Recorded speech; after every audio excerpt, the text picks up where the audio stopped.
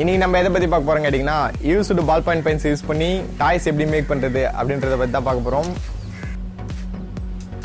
Wait a minute. Who are you? Hi hello, நான் உங்கள் phone. இன்னைக்கு இந்த சேனல் எதை பத்தி பார்க்க போறோம் அப்படின்னு கேட்டிங்கன்னா பால் பாயிண்ட் பென்ஸ் யூஸ் பண்ணி டாய்ஸ் எப்படி மேக் பண்றது தான் பார்க்க போறோம். இதோடைய டைஸ் வேணா வேரி ஆகலாம்.